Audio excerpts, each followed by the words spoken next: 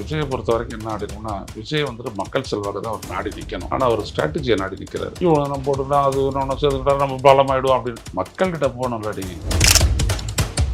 ஏற்பாடுகள் எந்த அளவுக்கு முழுவீச்சில் போயிட்டு இருக்கோ அந்த அளவுக்கு தடுப்புகளும் அதிகமா இருக்குன்னு சொல்றாங்க சார். அதெல்லாம் அந்த கட்சி சார்பாக பூ சுத்துறாங்க நிறைய. எம்ஜிஆருக்கு ஒரு பொதுக்கூட்டம் போடுறதுக்கு பல இடங்களில் பர்மிஷனே கொடுக்கல. ஸ்டூல்ல நின்று எம்ஜிஆர் பேசியிருக்காரு. அதுக்கெல்லாம் விஜய் தயாரா இருப்பாரா? ஆதவர்ஜுன் அதையும் கோட் பண்றாருல்ல சார். எம்ஜிஆருக்கு எப்படி அப்போதைய ஆளும் அரசு நிறைய தடைகளை விதிச்சாங்களோ ஓரம் வைங்க. அவருக்கும் தமிழ்நாட்டு அரசுக்கும் சம்மந்தம் முடியாது. பேசுறதுக்கான ஆள் இல்லை. அட்லீஸ்ட் 4 தெருவில் ஒரு தெருவிலையாவது 2 பேர் நாம் தமிழர் இருக்கிறான். அதான் அந்த கட்சி. உங்களுக்கு ஐயா இங்கே இருக்கிறதுக்கு இடம் அது எவ்வளோ பெரிய ஊர், எங்கே இருக்குது இல்லை ஆட்சி? 2வது மாநாட்டில் நீங்கள் போட்ட சேரையே 10,000 சேரை உடைக்கிறாங்க. உங்களுக்கு இடம் கொடுப்பாங்களா அதுக்கப்புறம் யாராவது? அதெல்லாம் ஒரு கண்டுகொள்ளாத இந்த எழுதுனதை படிக்கிறது, அந்த கோவமாக காட்டுறது, அப்புறம் சிங்கம் கதையெல்லாம் இது பண்ணிட்டு அது பண்ணது அனிமல் பிளானட் எல்லாம். இதே இந்த மாநாட்டில் விஷயமே பேசலை. ஏதோ விமர்சனத்துக்கு இவரா பதில் சொல்லிக்கிட்டு, இவரா வசனம் பேசிக்கிட்டு, இவரா கதை சொல்லிக்கிட்டு போறாரு. ஆச்சி ராயல் குலோப் ஜாமுன் பேக்ஸ் 1 வாங்கினால் 1 இலவசம். குறைந்த விலை நிறைந்த தரம், தங்கள் தேவைகள் அனைத்தும் ஒரே இடத்தில். ஜெயச்சந்திரன். கோயம்புத்தூர் கார்ப்பரேஷன் லிமிட்ல இருந்து 2 கிலோமீட்டர்ல லேண்ட் 8 lakhsக்கு. Sri baby properties Coimbatore. விஜயுடைய செயற்பாடுகளை பொறுத்த வரைக்கும் அவர் கூட்டணி அப்படிங்கிறதுல ஸ்ட்ராங்கா இருக்காரு. ஏன்னா கடந்த முறையே சொல்லிட்டாரு. ஆனா விஜயை நம்பி யாரு கூட்டணிக்கு வருவான்ற கேள்விகள் சுத்திக்கிட்டே இருந்துச்சு. அதை ஓப்பன் அப் பண்ணியிருக்காரு டிடி விதிநகரன் அவர்கள். ஆனா நயினார் நாகேந்திரன் மேல குற்றச்சாட்டுகள் வைக்கிறது, அண்ணாமலை அவர்கள் கூட்டணி விட்டு போகக்கூடாதுன்னு சொல்றதே இவங்க எல்லாத்துக்குமே ஒரு சிக்கலா இருக்காதா? இல்லை, இப்போ விஜயை பொறுத்த வரைக்கும் என்ன ஆடினோம்னா, விஜய் வந்துட்டு மக்கள் செல்வாக்கு தான் அவர் நாடி நிற்கணும். ஓகே. ஆனால் அவர் ஸ்ட்ராட்டஜியை நாடி நிற்கிறாரு இது வரைக்கும். கூட்டணின்றதுனா ஸ்ட்ராட்டஜி தானே. இவ்வளோ நம்ம போட்டுட்டா அது ஒன்று சேர்த்துக்கிட்டா நம்ம பலமாயிடும் அப்படின்னு மக்கள்கிட்ட போகணும் இல்லாடி. மக்கள்கிட்ட அவர் போகவே இல்லை. ஸோ இப்போ ஏதோ 13ஆம் தேதி 16ஆம் தேதி சொல்கிறாங்க. அப்போ இவர் போய் தமிழ்நாடு எதிர்கொள்ளக்கூடிய சிக்கல்களை வந்துட்டு இவர் எப்படி பேசுகிறாரு, அதுக்கு என்ன தீர்வு அவர் சொல்கிறாரு, பெரிய டாஸ்க் அது விஜய்க்கு முன்னாடி இருக்கிறது. அதை அவர் எப்படி பண்ணுறாருன்றது தான் ரொம்ப முக்கியம். விஜய்க்கு ஒன்றும் நாட் எவ்ரிதிங் ஹஸ் கான் அப்படிலாம் சொல்லக்கூடாது, சொல்ல முடியாது. ஸோ இப்போ அவர் போகும்போது அவர் எப்படி கையாளுறாரு, ஒரு ரீஜன்லேயும் இருக்கக்கூடிய பிரச்சனைகள், தமிழ்நாடு பொதுவாக எதிர்கொள்ளக்கூடிய பிரச்சனைகள், இந்த நாடு எதிர்கொள்ளக்கூடிய சிக்கல்கள், ஜனநாயகம், வாக்கு திரட்டு இப்படின்ற எல்லா விஷயத்திலும் அவர் என்ன பேச போகிறாரு, எப்படி மக்களை கன்வின்ஸ் பண்ண போகிறாரு அப்படின்றது அவருக்கு இருக்கக்கூடிய பெரிய டாஸ்க்கு. அதில் தான் அவருடைய அரசியல் இருக்குது. மற்றபடி அவர் கூட்டணியால் ஜெயிக்க போகிறதில்ல. இதெல்லாம் பண்ணார் அப்படின்னோம்னா தான் அவருடைய ஒரு சிக்னிஃபிகண்ட்டாக அவருடைய வெற்றி இருக்கும். ஓகே. இல்ல ஜெயிப்பாரு அப்படிங்கறத தாண்டி ஒரு இம்பாக்ட் கிரியேட் பண்ணுவாரு அப்படின்றது அது ட்ரூ தான். அது ஒரு சிலர் ஒவ்வொரு காலகட்டத்துக்கு ஏத்த மாதிரி மாத்தி சொல்லிட்டே இருக்காங்க. அன்டெஸ்டட் ஓட்ஸ் இருக்கு அவருக்கு. சோ அதனால அவரால எதுவும் பண்ண முடியாதுன்றாங்க. இம்பாக்ட் கிரியேட் பண்ணுவாருன்னு சொல்றாங்க. எதிர்க்கட்சி தலைவரா வருவாருன்னு கூட சொல்றாங்க. இல்ல அதெல்லாம் ஒரு மாநாடு போட்டு ஒரு 4 லட்சம் பேர் கூட்டுறாரு அப்படின்னோம்னா ஒரு கட்சி அதுக்கப்புறம் ஒரு பலம் வாய்ந்த ஒரு கட்சி தான். இப்போ அவங்களாம் ஓட்டு போட்டுட்டு இருக்கிறவங்க தான். எல்லாம் பார்த்தீங்கன்னா 20க்கு மேலே தான் இருக்காங்க, 35 வயசு வரைக்கும் இருக்காங்க, 40 வயசு இருக்காங்க. ஓட்டு போட்டுட்டு இருக்கிறவங்க தான். இது வரைக்கும் அவங்க அண்ணா திமுக ஓட்டு போட்டிருக்கலாம், திமுக ஓட்டு போட்டிருக்கலாம், காங்கிரஸ் ஓட்டு போட்டிருக்கலாம், பாஜக யாரும் ஓட்டு போட்டிருக்க மாட்டாங்க அது வரை. ஸோ இப்போ அவங்கெல்லாம் அப்படி விஜய்க்காக போடும் போது இந்த கட்சிகளுக்கு இழப்பு ஏற்படுமா ஏற்படாது? கண்டிப்பா. அப்படி விஜய்க்காக நாடி நிற்கக்கூடிய ஒரு ரசிகர்கள் ஒரு 40 லட்சம் பேர் வச்சுங்க. இந்த 40 லட்சம் பேர் பரவாயில்ல, எல்லா கட்சியும் இழப்பு ஏற்படுமா இல்லையா? அதுதான் இம்பாக்ட் அப்படின்றது. ஆனால் விஜயனுடைய பணி வேற. இம்பாக்ட் ஏற்படுத்துறதுக்கு அவர் ஒன்றும் வரல. அவர் முதலமைச்சர் ஆகணும்னு வர்றாரு. அப்போ இவர் என்ன பண்ணணும், இதை பேஸா வச்சுட்டு கன்சாலிடேட் பண்ணணும்.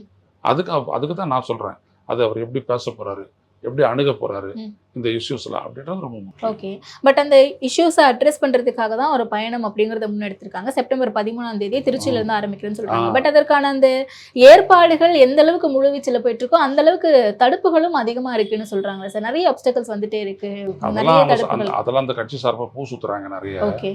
நாங்க போராட்டத்தை நடத்துறது நாங்க கேட்டாலும் இதே தான் போலீஸ் பண்ணோம், எல்லாம் அதே தான் பண்ணுவாங்க. எம்ஜிஆருக்கு, விஜய்க்கு சொல்றேன், எம்ஜிஆருக்கு ஒரு பொதுக்கூட்டம் போடுறதுக்கு பல இடங்களில் பர்மிஷனே கொடுக்கல. ஸ்டூல்ல நின்று எம்ஜிஆர் பேசியிருக்கிறாரு. அதுக்கெல்லாம் விஜய் தயாரா இருப்பாரா? ஆனா 10,000 பேர் கேட்டான். ஆதவர்ஜுன் அதையும் கோட் பண்றாருல்ல சார். எம்ஜிஆருக்கு எப்படி அப்போதைய ஆளும் அரசு நிறைய தடைகளை விதிச்சாங்களோ ஓரம் வைங்க. அவருக்கும் தமிழ்நாட்டு அரசுக்கும் சம்மந்தமும் கிடையாது. நான் சொல்லக்கூடியது என்னன்னா, உங்களை நீங்க எம்ஜிஆருக்கு ஈக்குவேட் பண்ணிக்கிட்டீங்கன்னா யூ ஆர் ஃபினிஷ்ட். எம்ஜிஆர் வந்துட்டு ஒரு 20 ஆண்டு கால அரசியல்வாதி. அதுக்கு முன்னாடியே 10 ஆண்டு கால எம்எல்ஏ. புரியுதுங்களா? திமுக கட்சியை துண்டை போட்டு ப்ராபகேட் பண்ணவர் அவர். அண்ணா அப்படின்னுவார், இந்த பக்கம் திமுகன்னுவார், இப்படிலாம் பேசுவார், காஞ்சி தலைவன்னுவார் இல்லையா? அவர் கிட்டத்தட்ட 20 வருஷமாக திமுக ப்ரமோட் பண்ணிட்டு இருக்காரு. அப்போ அவருக்குன்னு ஒரு ஓட்டு கன்சல்டேஷன் இருக்கு. அவர் 77 அவர் போயிட்டு தேர்தலில் இறங்கும் போது அதுக்கு முன்னாடி இடைத்தேர்தலே அவர் நிரூபிச்சிட்டாரு திண்டுக்கல்ல. அதுக்கப்புறம் நீங்கள் பார்த்தீங்க அப்படின்னா காமராஜர் 75 இறந்துடுறாரு. ஸோ பழைய காங்கிரஸ்ல இருந்து கணிசமான வாக்குகள் அவருக்கு போகுது. இதெல்லாம் புறச்சூழல்கள், எம்ஜிஆருக்கு சாதகமான சூழல்கள். உங்களுக்கு என்ன இருக்குது? அதுதான் சார் எந்த பொது மேடையா இருக்கட்டும் இல்லை எந்த மாநாடாக இருக்கட்டும் எல்லாத்துலேயுமே கோட் பண்ணிட்டே இருக்காங்க. உங்களுக்கு என்ன இருக்குது? உனக்கான அகச்சூழல் புறச்சூழல் சொல்லு. அகச்சூழல் உங்களுக்கு கட்சிக்குள்ள ஒன்றும் கிடையாது. கட்சிக்குள்ள வந்துட்டு குழுக்களினுடைய கொழுப்புகளை அப்படின்றாரு. அப்படிலாம் பேசுறதுக்கான ஆள் இல்லை. அப்புறம் விட்டுருங்க, அதுவே இல்லை. புரியுதுங்களா? எனக்கு இதில் ஒரு அருகதை இருக்குது. ஏன்னா நான் அதை பேச்சாளர்களை பற்றி நான் சொல்லியிருக்கேன் விஜய்கிட்ட.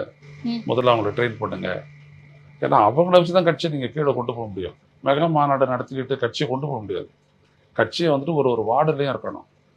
இப்போ நீங்கள் இருக்கிறீங்க, ஒரு உதாரணத்துக்கு அந்த தெருவில் வந்துட்டு எத்தனை பேர் தாவேக்கான உங்களுக்கு தெரியுமா? அவ்வளோதான், முடிஞ்சு போச்சு. என் முகம்தான் அப்படின்றாரு. அதெல்லாம் ஒர்க் அவுட்டே ஆகாது. அங்கே உங்களுக்கான ஒரு முகம் ஒரு தெருவில் இருக்கணும். அதான் திமுக, அதான் அதிமுக. அட்லீஸ்ட் 4 தெருவில் ஒரு தெருவிலையாவது 2 பேர் நாம் தமிழர் இருக்கிறான். அதான் அந்த கட்சி.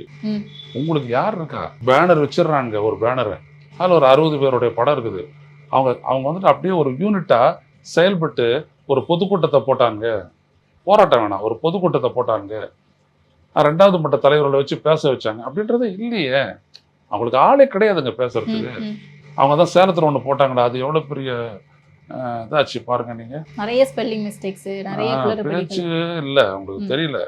ஏன்னா ரசிகர் மன்றத்தை அப்படியே கன்வெர்ட் பண்ணார். இப்போ எம்ஜிஆர் என்ன பண்ணாருன்னா ரசிகர் மன்றத்தை அப்படியே கட்சி ஆக்கலை, துணை அமைப்பாக வச்சுட்டாரு. அரசியல்வாதிகளை வச்சு தான் கட்சியை நடத்துறாரு. அப்போ அந்த தெளிவு இங்கே இல்லை. அப்போ என்ன ஆகும்? ரொம்ப கஷ்டம். அதனால விஜய்க்கு நிறைய தடைகளை விட சவால்கள் நிறைய இருக்குது. கட்சிக்குள்ளே இருக்குது, வெளியிலே இருக்குது.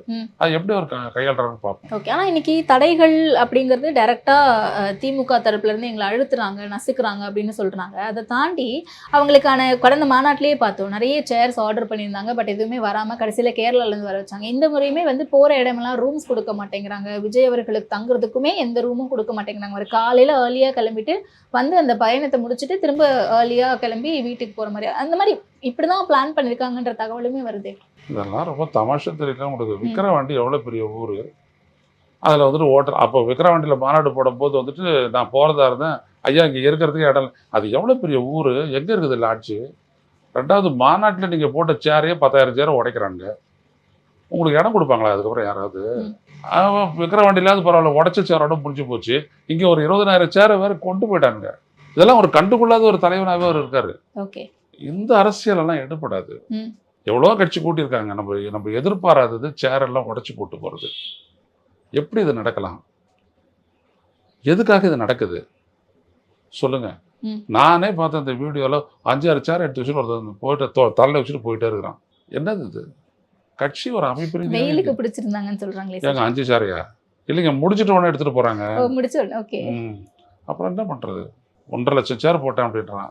1,20,000 தான் தேர்ச்சி அப்படின்றான். இப்போ இதெல்லாம் வந்துட்டு கட்சிக்கு அவப்பேரா இல்லையா? ஓகே. இல்லை, கூட்டத்தையே இவ்வளோ நாள் காரணம் சொல்லிட்டு இருந்தாங்க. கூட்டமாகிடும், சட்டம் ஒழுங்கு பிரச்சனை வந்துடும், விஜய் அவர்கள் போறாரு அப்படின்னா அன்எக்ஸ்பெக்டடா பல கூட்டம் வந்துடும். நீங்க ஒரு இடத்துல எல்லாரையும் கூட்டிங்கன்னா சட்டம் ஒழுங்கு பிரச்சனை, நீங்க போங்களேன்.